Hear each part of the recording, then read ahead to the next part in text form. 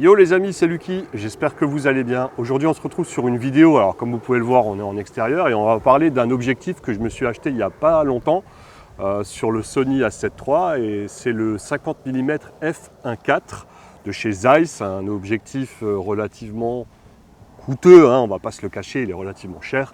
Par contre je pense sincèrement que c'est le meilleur 50 mm du marché. Alors cet objectif c'est celui-ci, donc il a déjà son petit filtre ND, il est déjà monté sur le Sony A7 III, on va le tester tout à l'heure en photo et en vidéo. Et ce que je voulais vous dire, c'est qu'il pèse quand même pas mal. Mais, alors c'est pas forcément un désavantage, hein, que l'objectif pèse à peu près, je crois qu'il a 800 grammes. Maintenant, j'ai pas les specs en tête, je crois qu'il pèse ou 700 ou 800 grammes. Un des deux, je vous mettrai juste quelque part ici exactement le poids qu'il fait.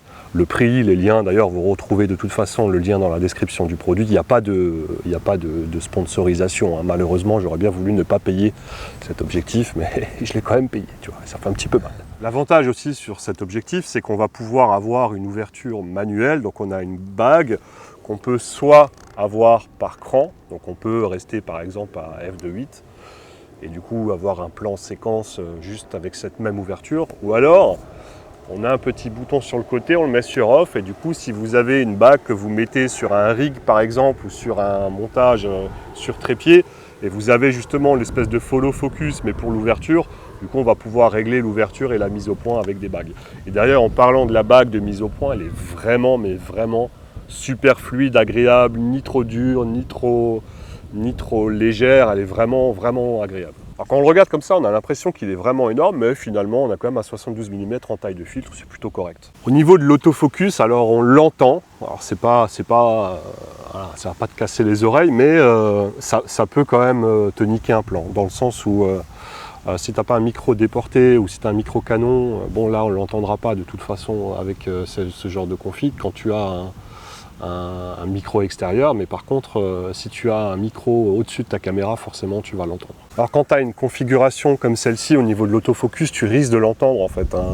Tu entends, alors c'est très léger mais ça peut être dérangeant sur un film, surtout si tu fais par exemple du reportage où ton seul micro, c'est le micro que tu as sur ton boîtier, là effectivement c'est audible. Par contre au niveau de l'efficacité, enfin, c'est juste ouf. En plus combiné avec la A7 III, la A7 III vous avez la possibilité de régler la sensibilité de l'autofocus très rapide ou très lente et du coup pour le suivi c'est pareil, vous pouvez régler comme vous le voulez et franchement il répond mais vraiment bien. Au niveau de la photo, il y a pas mal de choses à dire. La première c'est qu'à f1.4 on a pas mal de vignettage, mais c'est ce qui est un peu le cas avec tous les objectifs en focale fixe, même en zoom, sur des zooms à 16-35 par exemple, sur le 16-35, le G-Master f2.8 de chez Sony, c'est pareil, à 16 mm, on a du vignettage en photo. Après au niveau de la netteté, c'est pareil, on n'est pas forcément super net à f1.4. Il va falloir monter comme d'habitude à f5.6, f8, où là on arrive à la meilleure netteté. Alors pour la vidéo, j'avais acheté ce 85 mm f1.8 qui est vraiment bon, qui m'a surpris, enfin je pensais pas, alors je peux pas dire à ce prix là parce qu'on est quand même sur du 700-800 €. Mais sincèrement c'est un très bel objectif pour un 85 mm. Je sais qu'il y a d'autres choix, il y a du Sigma, il y a du Samyang, etc. Et mon choix s'est porté sur lui parce que je voulais tester un petit peu les objectifs natifs de chez Sony, pas Zeiss ou pas Batis, etc. mais juste un Sony et franchement il est très bon. Et ce 50 mm et encore un cran au-dessus, forcément, hein, c'est pas le même prix. Au niveau de la traitement de lentilles, on est sur du Zeiss, voilà, qui a une réputation qui n'est plus à refaire.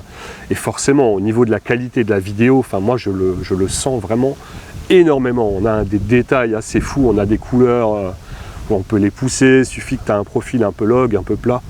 Et du coup tu retrouves des couleurs mais assez dingues que tu ne vois pas à l'œil nu en fait. Tu découvres en post-production tout le travail fait par Zeiss, c'est vraiment extraordinaire. J'ai pas encore le recul nécessaire pour vous dire exactement ce que j'en pense. J'ai juste une première impression puisque ça fait à peine 3 jours que j'ai cet objectif. J'ai déjà fait un film pour moi perso.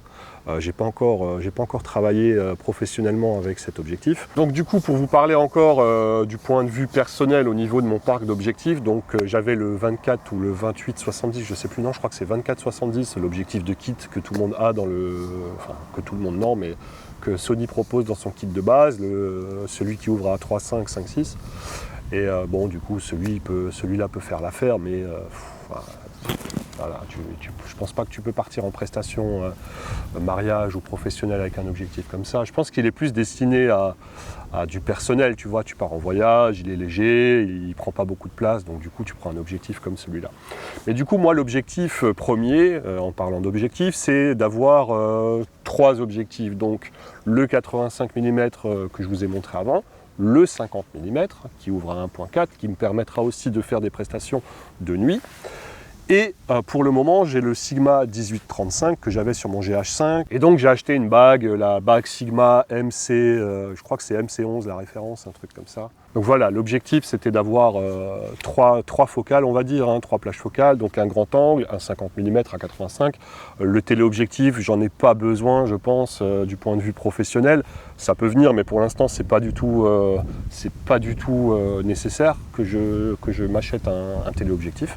Mais dites-moi dans les commentaires, je cherche un 35 mm. Alors on m'a parlé du Sigma, justement, 35 mm f1.4. Alors du coup, je ne sais pas, est-ce que je pars plutôt sur le 24, est-ce que je pars sur le 35, est-ce que je prends plutôt, je sais qu'il y a un Batis, je crois que c'est un 28 ou un 24 mm ou un 20 mm, je ne sais plus, qui ouvre à f2, un Sony, je ne sais plus, je regarderai de toute façon en rentrant, donc voilà, je ne sais pas trop au niveau de mon grand angle, qu'est-ce que je prends. Je vous laisse avec un petit film réalisé, donc juste derrière moi, ça peut être sympa sans prétention, sans b-roll ou quoi que ce soit, juste que vous puissiez voir un peu les performances du 50 mm. Je vais juste prendre cet objectif pour vous faire un petit film de 30 secondes, 1 minute. Donc voilà, j'espère que la vidéo vous aura plu. N'hésitez pas à vous abonner si ce n'est pas encore fait, d'activer la cloche parce que c'est important, de mettre un like parce que ça fait plaisir, et surtout de commenter, me dire qu'est-ce que vous avez envie de voir dans mes prochaines vidéos, et si oui ou non cet objectif peut vous tenter. Je vous dis à bientôt, ciao.